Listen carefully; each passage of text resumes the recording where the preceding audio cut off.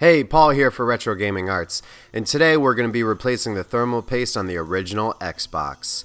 Now, if your Xbox is working, I highly recommend doing this, especially if it's still working, because it's going to keep it working. And it's a 17-year-old console, so most likely the thermal paste is dried up, and it's a lot easier to do than you may think.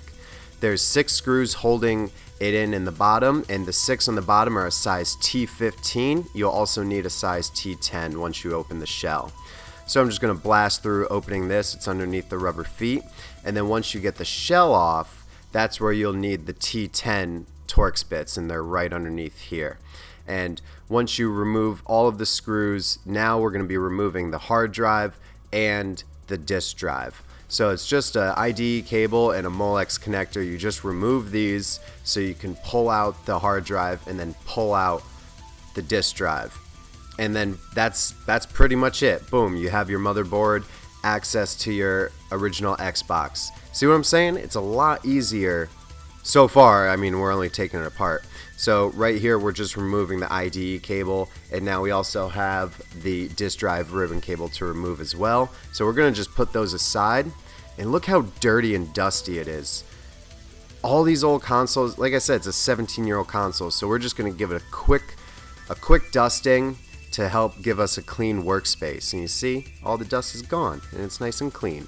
So here's the heat sinks, which we'll be removing by removing these clamps.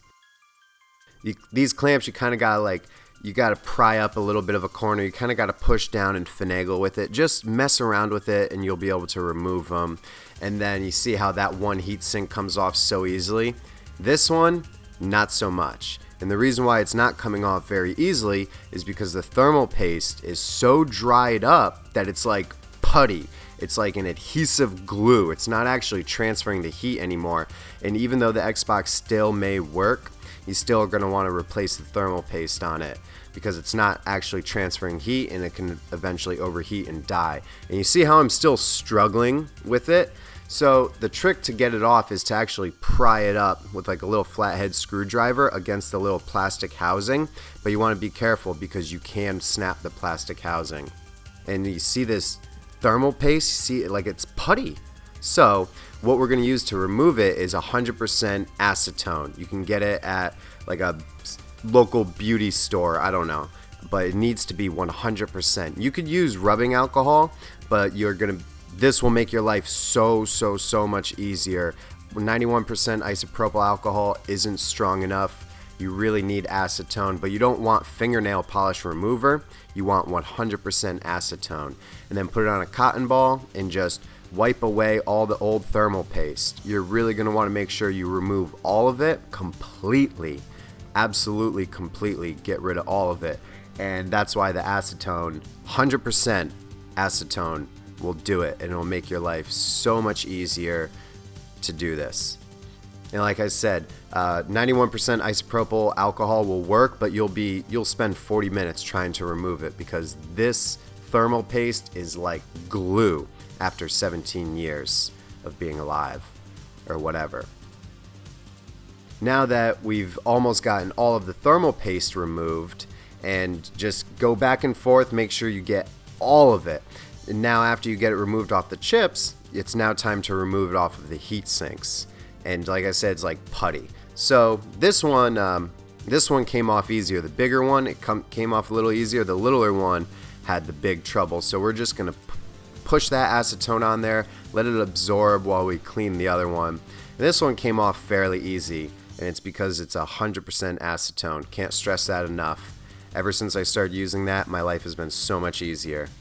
So we're just going to continue to wipe it off, make sure it's 100% gone, and then we're going to add some more brand new thermal paste. Nice and clean. Get it nice and clean. Super fresh. Now there's also a lot of other issues that may happen with the original Xbox, and you may find more as you open it up, but this is something I do to every single Xbox that comes my way. So now it's time to add the MX4 thermal paste. And I actually ended up adding a little bit too much. I would say just a little bit less than that would be perfect, but around that amount, and just a little drop in the center. You don't want too much, but yeah, it's hard when you're working with the small chips and it comes out. So now that you've added the new thermal paste, the MX4, now it's time to put the heat sinks back on and put the little clamps right on over it. And they're a little finicky, but you can kind of wiggle it around and get it into place, and then make sure it pops down and snaps, and then you push the little tension bracket down. And then here we go with the second one, same thing, but on this one, so by the way, this motherboard is it's a 1.6 revision motherboard.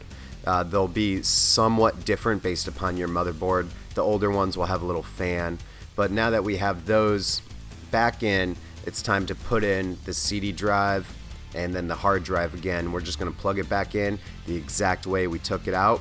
So that's another thing to pay attention to, is when you're first opening it, or you're opening any console at all, the way you figure out how to put it back together is by remembering how you took it apart. And after a while, you doing it a couple more times, you have a very good understanding of how to do it. But for your first time, you may want to just take it apart a little slow. Make sure you remember where everything is. You can always mark where they are with a Sharpie or something like that. Or, that's why I had the video, you could pause anywhere you want. So now you just got to pop back in all the connections, the Molex connector, the IDs plugged in, put the screws back. Hey, remember when I said this is a lot easier than you may think? Boom, it is. It is really easy. Opening up all these consoles and cleaning them, it helps. It really helps the consoles live and increases their shelf life, and it also is easy and it's fun. Thank you guys so much for watching. Thanks for browsing my channel and checking out all my other videos, and thank you for commenting, liking, subscribing, and all of that. I really appreciate it, and I'll see you guys next time.